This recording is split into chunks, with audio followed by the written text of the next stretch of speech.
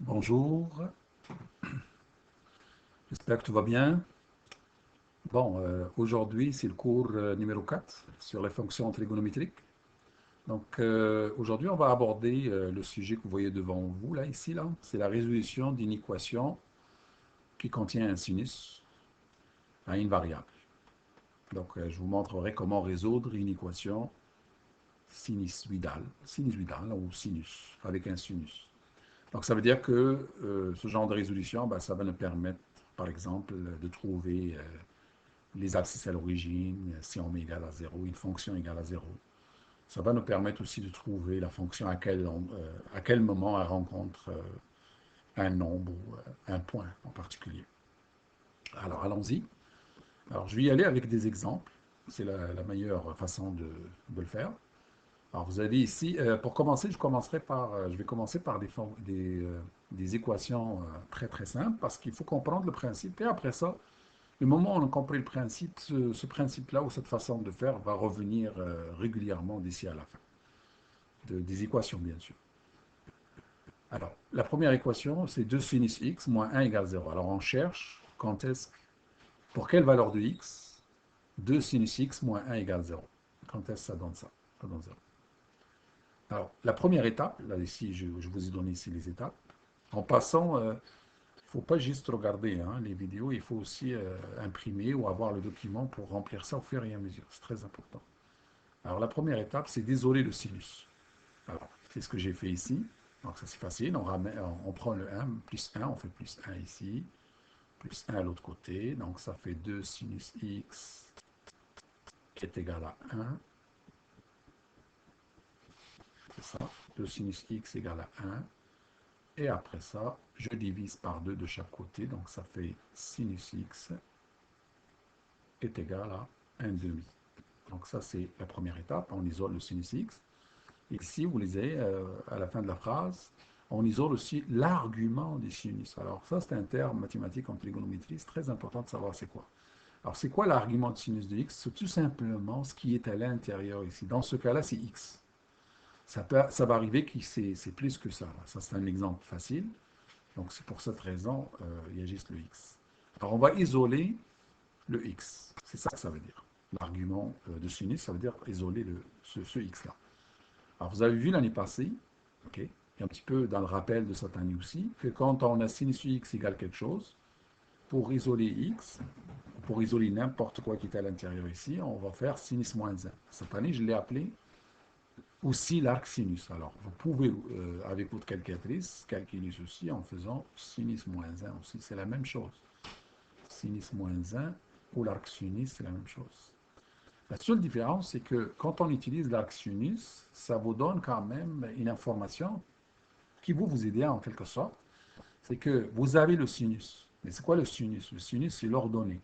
Alors, si je prends un point ici, au fond, c'est celui-là. Si on prend un point ici, son sinus, c'est l'ordonnée qui est égale à 1 demi. Et nous, ce qu'on cherche, je vais mettre ça en couleur différente, on cherche en fait l'arc ici qui correspond à ce 1 demi-là.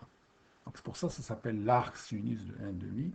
C'est ça qu'on cherche. Et cet arc-là, dans certains cas, c'est un angle remarquable. Alors, rappelez-vous, le premier cours, on a vu les angles remarquables.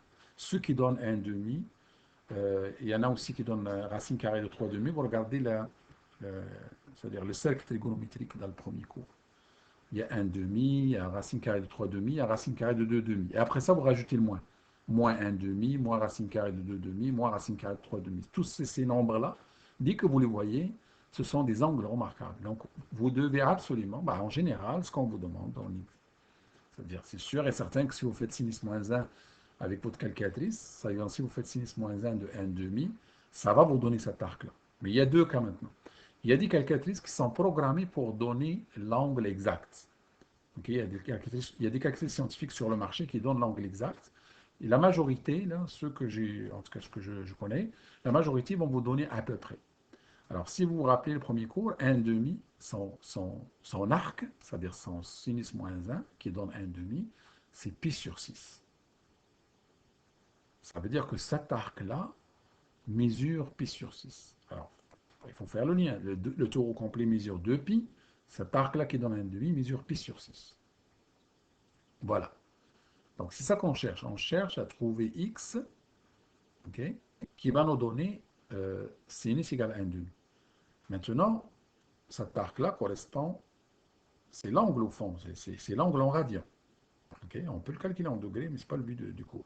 Alors, cet arc-là, c'est pi sur 6. Mais là, vous comprenez que si vous regardez un petit peu dans le deuxième cadran, vous allez de l'autre côté, dans le deuxième cadran ici, vous avez un autre point qui vous donne aussi 1,5. Okay, vous avez un autre point qui vous donne aussi 1,5. Alors, comment on va faire pour trouver l'autre point? Et ça, c'est toujours comme ça. Hein. Chaque fois que vous avez le sinus, vous avez toujours deux points. Okay? Sauf si votre point de départ est ici. Alors, supposons que le point, supposons que vous faites sinus moins 1 de 1. Okay? Sinus moins 1 de 1 va vous donner pi sur 2. Mais pi sur 2, là, il n'y a pas de point c'est pas comme ici. Là. Si vous allez de l'autre côté, ben, c'est le même point. C'est la seule fois. Okay? Ou ici. Ici aussi. Et dès que vous êtes dans ce coin-là, entre les deux, automatiquement, vous avez deux points. Donc, vous avez ici pi sur 6 et vous avez ce point-là. Alors, ce point-là, normalement, ça part d'ici. C'est un angle, c'est un arc au fond. C'est un arc qui est beaucoup plus grand que celui-là. Là. Et donc, c'est un arc qui part d'ici et qui s'en va jusque là. Donc, c'est tout cet arc-là ici. Si je le dessine en vert, c'est ça qu'on cherche, cet arc-là. Combien ça mesure? Alors, cet arc-là, ça mesure, si vous allez jusqu'au bout ici, c'est pi. Tout ça, c'est pi, jusqu'à là, auquel vous enlevez pi sur 6, parce que ce petit bout-là, ici, c'est pi sur 6. Donc, c'est pi moins pi sur 6. C'est bon? Voilà. On va effacer ce petit bout-là. Pas avoir trop de stock. Alors, il y a deux réponses. Les deux angles, x, réponse. La première, c'est pi sur 6. Et la deuxième, ou bien, parce qu'au fond, il y a deux possibilités, il y a deux solutions, ou bien x est égal pi moins pi sur 6. Et ça, vous devez toujours faire le calcul pour trouver combien ça donne. Vous ne laissez pas comme ça, là, c'est deux nombres au fond. Pi sur 1, donc vous mettez sur le même dénominateur, donc vous faites fois 6 fois 6, ça fait 6pi, 6pi moins pi, ça fait 5pi sur 6. Et si vous allez voir le cercle trigonométrique à la première ou à la deuxième page, vous allez voir que ce point-là qui donne aussi 1,5, c'est 5pi sur 6. Et il est là-dedans, il est aussi là-dedans. Bon. Si maintenant, ça c'est un angle remarquable. Si jamais ça vous arrive, par exemple, une équation qui vous donne, exemple, sinus de x, ça va vous arriver, c'est sûr. Sinus de x est égal à 0,3. OK? Alors, je vais juste effacer pour vous donner une petite image de tout ça. Sinus de x égale 0,3. Alors, qu'est-ce que ça veut dire ça? Ça veut dire, je cherche l'angle. Alors, supposons que ça c'est 0,5, 0,3 c'est à peu près ici, on va dire. Ça c'est 0,3. Je cherche l'arc, cet arc-là, qui me donne 0,3. Parce que c'est un arc, hein. Ça a l'air d'un segment parce qu'il est petit, mais c'est un arc du cercle. Alors, ça me donne 0,3. Donc, cet arc-là, comment je fais pour le trouver? Ben là, parce que ça, c'est pas un angle, c'est pas un angle remarquable, comme ceux qu'on a vu dans le cours numéro 2 ou le premier. Donc, dans ce cas-là, je n'ai pas le choix. Donc, je fais x égale sinus moins 1, ou l'arc sinus. Il y a des calculatrices qui sont, où ce qui est la touche s'appelle arc sinus. J'en ai déjà vu, mais récemment, il y en a moins, c'est vrai. Sinus moins 1 de 0,3. Vous faites sinus moins 1 de 0,3. Ça va vous donner, je vais le faire. Mettez votre calculatrice en radian, par exemple. Parce que là, on cherche toujours des arcs. Donc, sinus moins 1, radian. Deuxième, sinus moins 1 de 0,3. Ça me donne... Oh, c'est bizarre. C'est une coïncidence. Ça donne 0,3. C'est pas toujours comme ça. C'est une coïncidence. Ça donne 0,3. OK? Tandis que cet arc-là mesure 0,3046. On va mettre 0,3 ici. OK? Donc, à ce moment-là, ce que je fais, ben, j'ai cet arc-là qui me donne un sinus qui est égal à 0,3 et je comprends aussi que l'autre côté aussi, il y a un arc qui va d'ici jusqu'à l'autre côté dans le deuxième cadran. C'est tout cet arc-là. Lui aussi donne un sinus qui est égal à 0,3. Et pour le trouver, ben, je fais pi moins 0,3. Et à ce moment-là, le pi n'a plus beaucoup de sens de le laisser comme ça parce que vous avez un nombre décimal à côté. Et vous n'allez pas laisser ça comme ça. Donc, vous faites à peu près 3,14 moins 0,3. Donc, ça donne 3,14 moins 0,3. Ça vous donne 2,84. Okay? Et vous faites le même travail qu'on va faire après ici avec cet exemple-là. Bon, j'espère que c'est clair. Bon, on continue. Alors, j'ai x tantôt. Je reviens à mon exemple facile. Alors, qu'est-ce que j'ai? J'ai x égale pi sur 6. OK? Et l'autre ici aussi. Alors, j'en ai deux. Et j'ai celui-là qui est 5 pi sur 6. Ces deux-là. Maintenant, cet arc-là, au fond, c'est une petite partie d'un tour complet. Ça, c'est une partie un petit peu plus grande. Mais si vous faites cette partie de tour et vous rajoutez un tour complet, c'est-à-dire que vous rajoutez 2 pi, vous revenez à la même place. Ça veut dire que cet angle-là aussi, c'est-à-dire si, supposons que, je vais choisir une autre couleur, supposons que je prends cet arc-là, je pars d'ici, je m'en vais là, et je fais un tour complet.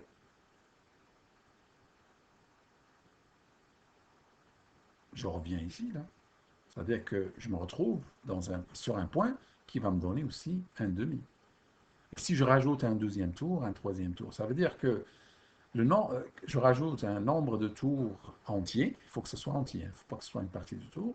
Je reviens toujours au moins point et ça va me donner un demi à chaque fois. Donc c'est ça l'étape numéro 3. L'étape numéro 3, ça veut dire tenir compte de la périodicité. Ça veut dire que rajouter 2 pi au fond. Un tour, ça veut dire 2 pi. Donc ça veut dire tout simplement que les solutions, ça va être x, toutes les solutions. Parce que ça c'est juste dans le premier tour, ces deux solutions qu'on a écrites ici. Okay? Donc toutes les solutions, ça va être pi sur 6, ça c'est la première, plus 2 fois k fois pi. C'est-à-dire 2 pi, et ça c'est le k représente le nombre de tours. Le k c'est un nombre entier. Je vais l'écrire à la fin.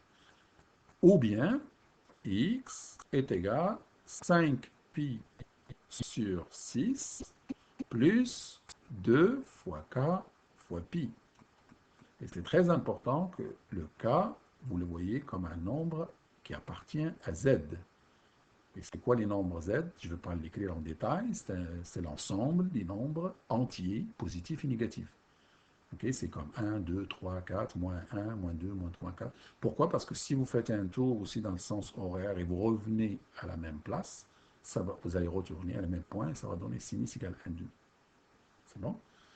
Donc, les solutions de l'équation. Maintenant, je vais écrire les solutions, mais je ne vais pas toutes les écrire. Je vais juste vous dire comment on les trouve, toutes les solutions, parce qu'il y en a plein là. Changer le cas, il y en a une infinité de solutions. Okay. Donc, on ne va pas toutes les écrire. On va commencer par mettre ici 3 petits points et remplacer k, par exemple, par moins 2. On va commencer par moins 1 ou moins 2, comme vous voulez. On va faire k égale moins 2.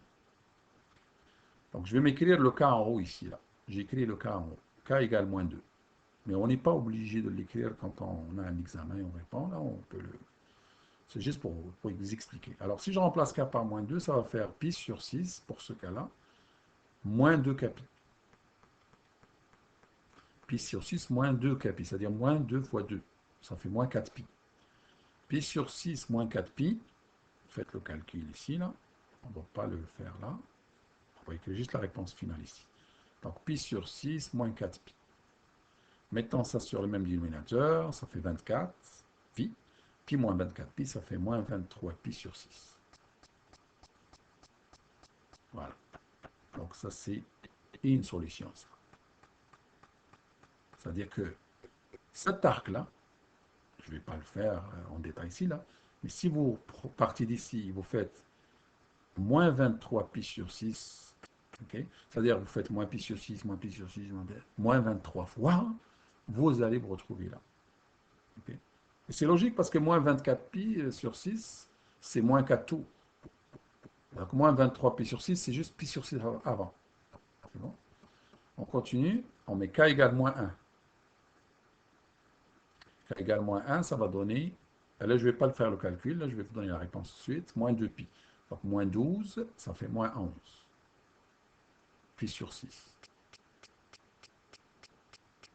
Voilà.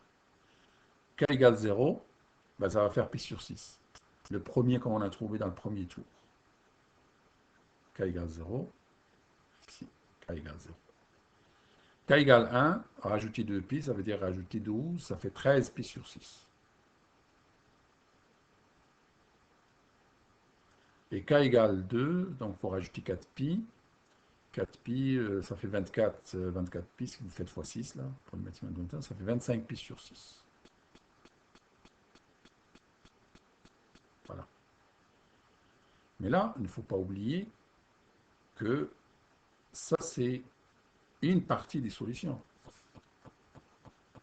Je veux dire, déjà, si vous prenez juste pi sur 6, là, avec 2 capis, là, il y a une infinité de solutions. Il y en a une infinité. Maintenant, vous prenez 5 pi sur 6 aussi, parce que ce n'est pas les mêmes. Parce que ces solutions-là, là, comme je viens d'écrire, ils vont toujours se retrouver sur ce point. Sur ce point-là.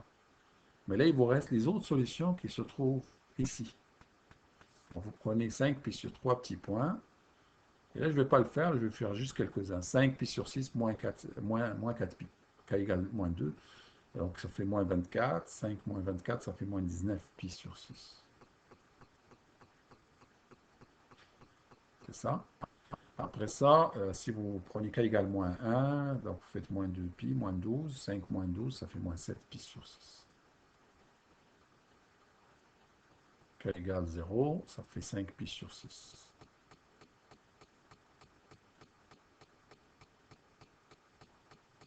Et k égale 1, ça fait 12 plus 5, ça fait 17 pi sur 6. Et k égale 2, ça fait 4 fois 6, 24. 24 plus 5, ça fait 29 pi sur 6. 3 petits points. Voilà. Alors ça, c'est l'ensemble de solutions. Voilà. Il y en a qui... vous pouvez, peut-être au cégep, ils vont vous dire ça. Les solutions, vous n'êtes pas obligé, à la limite, vous les écrivez comme ça. Vous pouvez les écrire juste comme ça. Et on comprend tout. On n'a pas besoin de les écrire en détail.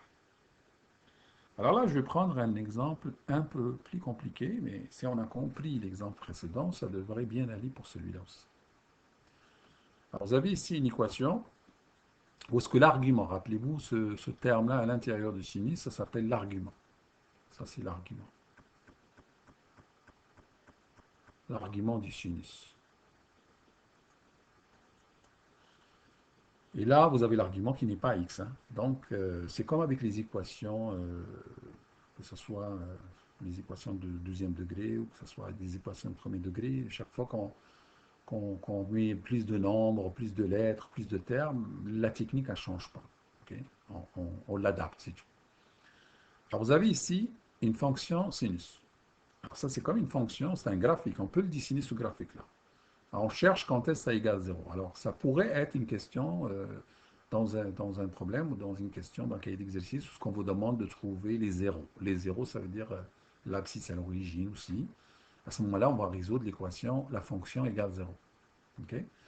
Et peut-être, si je trouve que j'ai encore un petit peu de temps pour ce cours-là, je le ferai les zéros de la fonction qu'on a faite dans le dernier cours, là, avec les exemples, pour trouver quand est-ce que la fonction est positive, quand est-ce qu'elle est négative.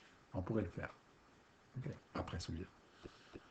Alors, la première étape. Par exemple, ici, on vous demande les solutions dans cette région-là. Alors, si vous faites le lien avec ce que je viens de vous expliquer, là, à ce moment-là, on ne va pas plus loin que 2pi et on ne va pas plus bas que moins 2pi. Donc, on va trouver toutes les solutions qui sont dans cet intervalle-là. Okay. Donc, la première étape, comme avec l'exercice précédent, on isole le sinus.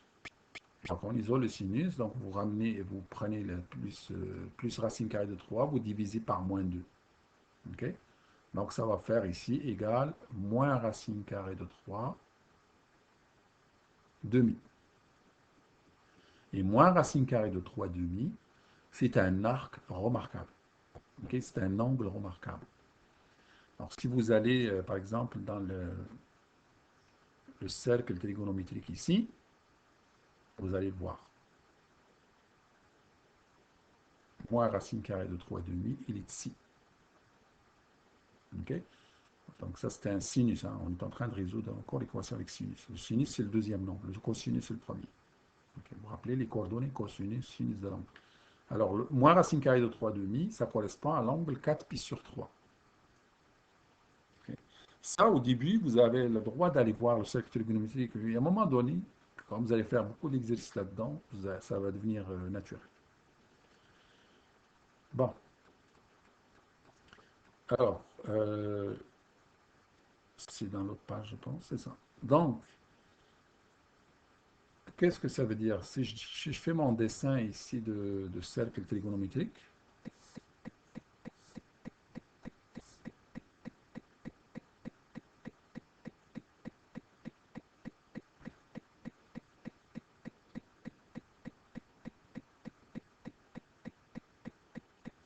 donc mon angle, il est pas bon, hein, celui-là, il est trop proche. Mais bon, c'est pas grave, on pourrait le mettre. Il est là. Et c'est 4 pi sur 3. C'est lui qui va donner un sinus négatif à moins racine carrée de 3 demi. Donc le premier argument, la première réponse, c'est 4 pi sur 3. C'est ça? 4 pi sur 3. La deuxième réponse, elle est de l'autre côté. Alors, qu'est-ce qu'on a fait dans le dernier exemple pour trouver la deuxième réponse? On a fait pi moins la première réponse.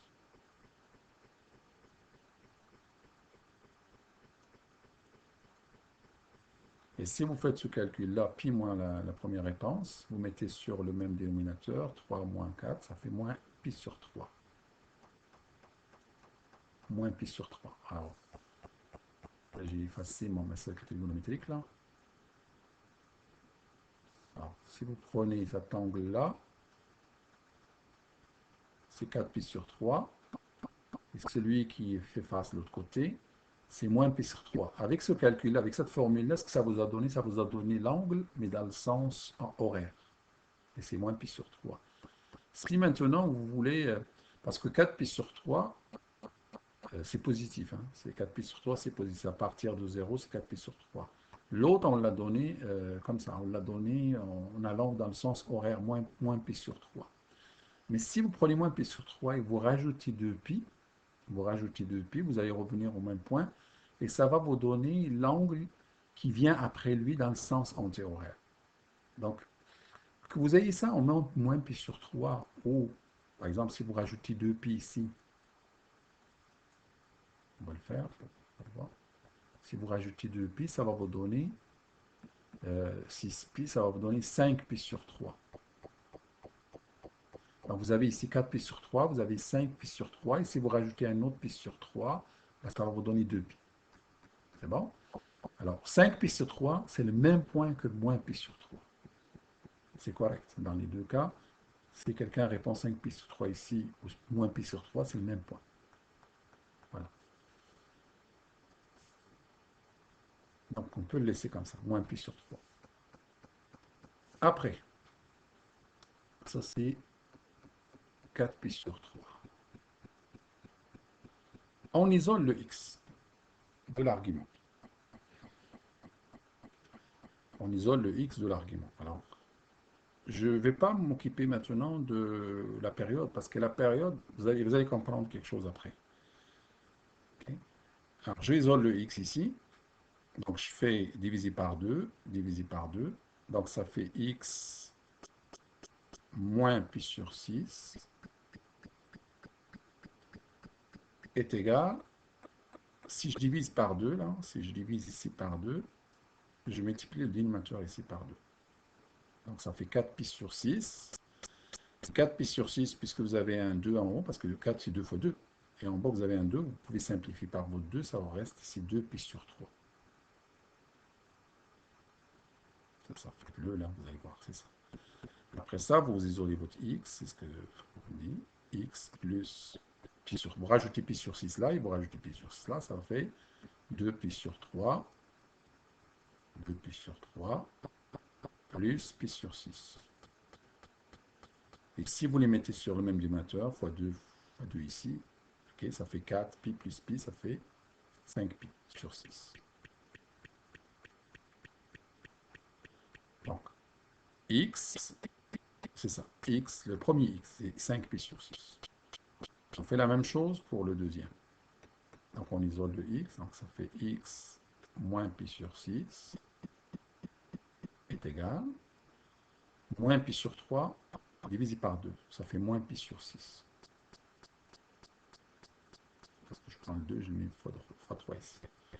Je rajoute pi sur 6. En rajoutant pi sur 6 et pi sur cela, ça fait x égale 0. C'est un nombre, ça aussi, là. Hein. Quand x égale 0, x égale 0, c'est une solution aussi de l'équation que vous avez en haut ici. Bon. Maintenant, tenir compte, parce que n'oubliez pas qu'il y a une période à cette équation-là, à cette fonction-là. Okay? Il y a une période à cette fonction-là. Alors, tenir compte de la période de la fonction ici, sinus. La fonction sinus. Alors, quelle est la période de cette fonction? Parce que le x n'est pas tout seul. C'est un argument un peu plus... il y a plus de choses. Il y a le paramètre b, il y a le paramètre h et tout ça. Donc, la période, c'est quoi? Donc, on va écrire ici la période de cette fonction, c'est 2pi, la période de la fonction de base, divisé par le paramètre b qui est 2. Donc 2pi divisé par 2, ça fait pi. Ça veut dire que les solutions que vous avez là, si vous rajoutez un nombre entier de ces périodes-là, vous allez avoir d'autres solutions. Donc, vous faites x est égal 5pi sur 6 plus kpi. Voilà. Et le k, c'est toujours un nombre entier. La même chose ici, x égale 0, mais là je ne vais pas l'écrire, je vais juste plus kpi, ça veut dire kpi. Voilà. Et là, il y en a peut-être parmi vous, il y en a qui vont se dire, mais comment ça se fait qu'on rajoute maintenant du kpi, on ne rajoute pas un tour au complet? Pourquoi? Parce que ça, c'est juste le x. Mais si vous prenez ce x-là et vous le mettez à l'intérieur de ce sinus-là, vous allez multiplier par 2. Et en multipliant par 2, qu'est-ce qui va se passer si vous multipliez tout ça par 2? Ben, vous allez avoir ça fois 2, et ça fois 2, ça fait 2 kpi. Et c'est là le tour va apparaître ici. Vous comprenez? Si vous faites la même chose ici, 2 fois kpi, ça fait 2 kpi, donc c'est pour ça. Allons-y. Étape numéro 5. On remplace le k par des valeurs. Alors là, nous, on veut des solutions entre moins 2pi et pi. On va avoir des solutions entre moins 2pi et pi. On va commencer par exemple, le x égale kpi. On peut commencer par lui. Alors, moins 2pi. C'est-à-dire que si je peux pas mettre k égale moins 3. Parce que ça ne vaut pas 2pi, ça.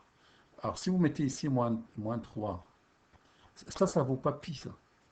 5pi sur 6, là. Alors, juste avec la fraction, c'est pas très difficile, parce que c'est moins que 6pi sur 6. Donc ça vaut pas pi. C'est-à-dire, si vous mettez k égale moins 3, ça fait moins 3pi plus quelque chose qui ne représente même pas pi, vous allez être en bas de moins 2pi. Donc c'est sûr que vous n'allez pas à moins 3. Donc moins 2pi, auquel vous rajoutez une quantité positive, c'est sûr que vous allez être en haut de moins 2pi. Donc k égale moins 2. Donc k égale moins 2, donc les solutions, on va remplacer k par moins 2. Et là, je vais le faire mentalement, si jamais vous n'y arrivez pas, bah, je vous l'expliquerai. Alors moins 2 fois 6, ça fait moins 12, moins 12 plus 5, ça fait moins 7 pi sur 6. Alors voilà le premier. Après ça, si vous mettez k égale moins 1, ça va marcher aussi. Moins 1, moins 6pi plus 5pi, ça fait moins pi sur 6. je suis encore dans la bonne région, c'est bon. Si je prends k égale 0, ça marche 5 pi sur 6. 5 pi sur 6, je ne suis pas encore à 2 pi encore. Il faut que je reste en bas de 2 pi. Là, je suis dans le positif. Là. Si je prends k égale à 2, ça c'est 1. Non, ça c'est 0, excusez, ça c'est 0. Si je prends k égale 1, si je prends k égale 1, 6 pi plus 5 pi, ça fait 11 pi sur 6. Là, on voit que si je me rapproche, parce que si je me rends à 12 pi sur 6, je suis à 2 pi. Donc, k égale 2, c'est sûr que ça ne marche pas. C'est plus que 2 pi. Donc, j'arrête là. Pour cet ensemble-là, pour cette partie-là. Maintenant, pour les k pi. Ça va être plus facile, ça. Donc, k égale moins 2, parce que l'intervalle est fermé. Donc, moins 2 pi. K égale moins 1, moins pi, ça marche. K égale 0, c'est 0, il ne faut pas l'oublier. K égale 1, c'est pi. Et k égale 2, c'est 2 pi. Et je ferme mise à cola. Alors, ça, c'est la réponse. Bon. Voilà. Maintenant, c'est la recherche de la règle. On fera ça le prochain cours. Là, je vais revenir euh, à l'endroit où est-ce qu'on avait...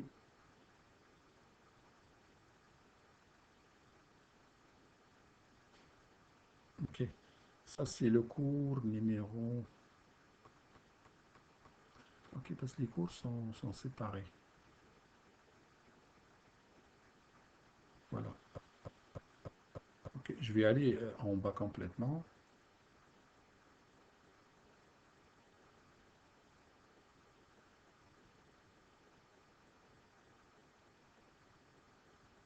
Bon, ça, c'est l'exemple. C'est l'exemple que j'avais utilisé le dernier cours. Et on cherchait,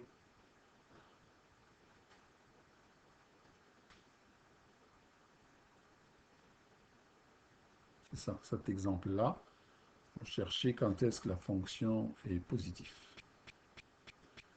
Donc je vais prendre cette règle-là, moins 1 tiers, x plus pi moins 1, et on va trouver quand est-ce que ça égale à 0. On va résoudre cette équation. C'est bon? Donc ça fait 3, j'ai écrit comme ça, 3 fois sinus moins 1 tiers,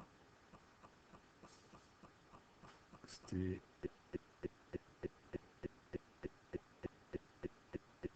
c'est ça, moins 1 tiers, x plus pi. C'est ça. 3 fois sinus moins 1 tiers, parenthèse, x plus pi moins 1. Et on va chercher quand est-ce que ça égale 0.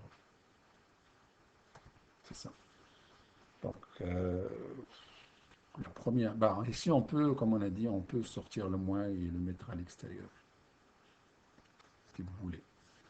Donc ça va faire sinus, on va isoler le sinus en premier. Sinus 1 tiers, parenthèse, x plus pi, est égal, et là je ramène 1 à l'autre côté, je divise par moins 3, donc ça fait moins 1 tiers. Sinus de quelque chose égale moins 1 tiers. Alors c'est sûr que chaque fois que tu fais ce calcul-là, tu dois toujours être conscient à quel endroit il se trouve ce point-là. Ça te permet de vérifier. Donc sinus égale moins 1 tiers, ça veut dire que je dois être quelque part plus que pi ici, et je dois être proche de 2 pi ou dans le sens horaire avec un nombre négatif ici. Ça ne dérange pas l'un ou l'autre, c'est bon.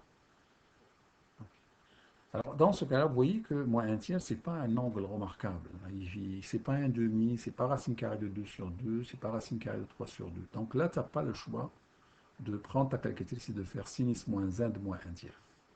Et de mettre ta calculatrice en radian. C'est très important. Parce que tu cherches un arc. Alors, x plus pi est égal sinus moins 1. Alors, ça, ce n'est pas un exposant, hein, c'est la réciproque du sinus. De moins 1 tiers. On va le faire. Mettez-moi un tiers entre parenthèses. Hein. Okay. Alors, deuxième fonction, Sinus moins 1, j'ouvre une parenthèse, je fais le sin moins, je fais 1 divisé par 3. Je fais partir 1 divisé par 3, ça me donne moins 0,33. Moins 0,34 environ. Ça, c'est pas obligatoire là, cette année, là, mais ils vont peut-être exiger ça de vous quand vous allez tout cégep, parce que chaque fois qu'on utilise les signes, les racines carrées, c'est rare qu'on arrive à des réponses exactes. Alors, on est obligé d'écrire ça. Moins 0,34.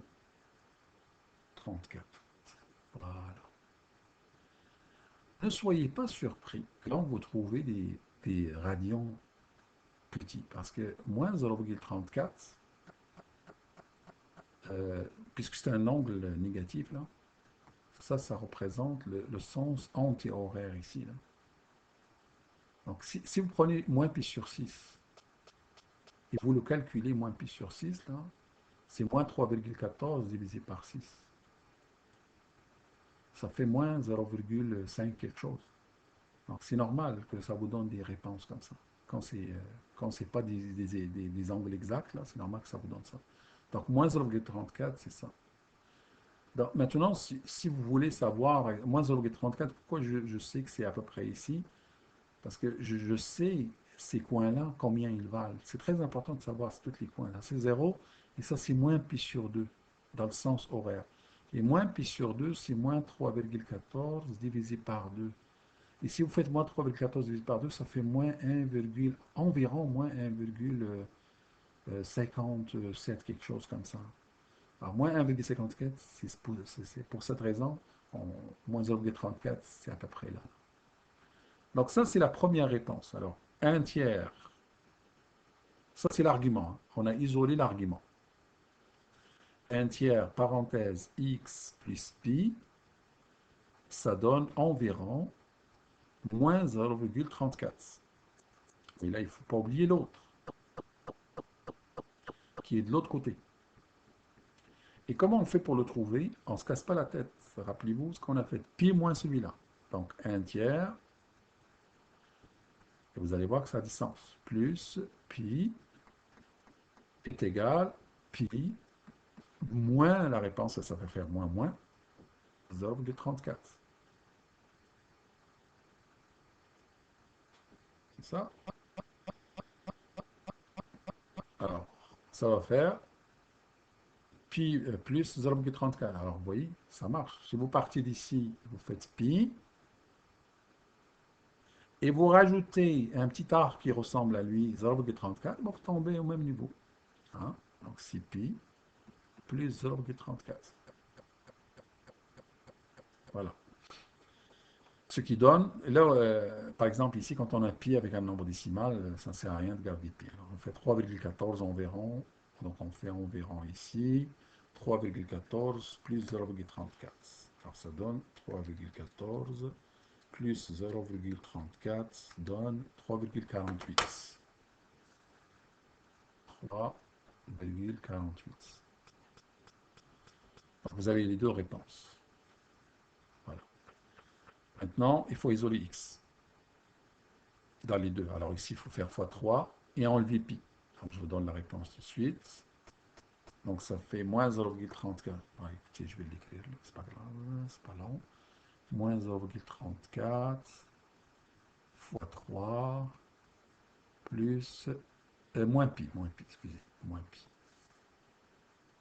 Voilà, fois 3 moins 3,14. Et lui, ça va être x est égal 3,48 fois 3 moins 3. Voilà. Et on fait ce calcul. Donc moins 0,34 fois 3 moins 3,14. Ça donne moins 4,16, celui-là.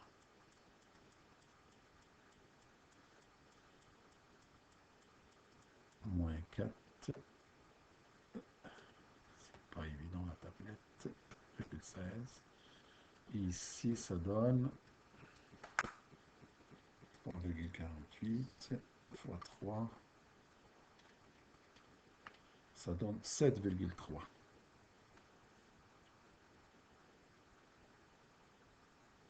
Voilà, 7,3. Maintenant, il faut tenir compte de la période. Alors, quelle est la période de cette fonction? La période de la fonction, c'est 2pi divisé par b. Et 2pi divisé par b, ça veut dire 2pi divisé par un tiers. On l'a déjà calculé dans le cours d'exemple, ça donne 6pi. Ça veut dire que les réponses, ça va être x est égal à moins 4,16 plus 6 capi. Et l'autre, ça va être les autres, ça va être x égale, ou bien, c'est très important d'écrire ça, ou x égale 7,3 plus 6 capi.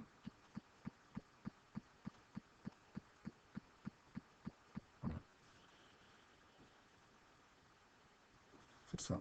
Alors, si vous revenez ici au graphique que j'ai dessiné avec GeoGebra, et on regarde l'endroit où -ce que ça rencontre l'axe X.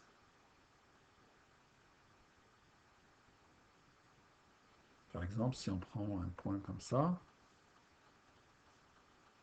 ici, un point, et je choisis par exemple lui là. Voilà. C'est 7,30. Ok, on va prendre un autre point ici, celui-là.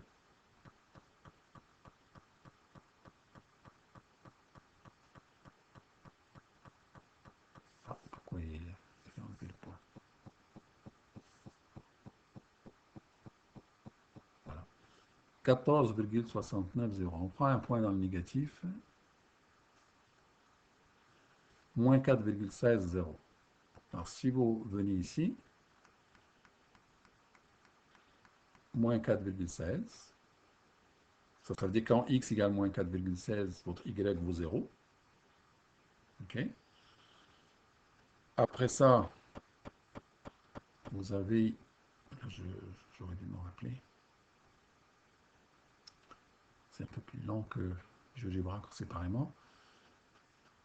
7,30 et l'autre c'est 14,69. Alors on va aller voir, 7,3, c'est ça, 7,3. Et si vous prenez 7,3 et vous rajoutez 6 fois pi, ça c'est très très grand. Si vous prenez moins 4,16 et vous rajoutez 6 pi, okay, c'est-à-dire 6 fois 3,14, vous faites ça, si vous faites 6 fois 3,14, vous faites moins 4,16, ça vous donne 14,68. Ça vous donne ici 14,68. Et si vous revenez ici, 14,68.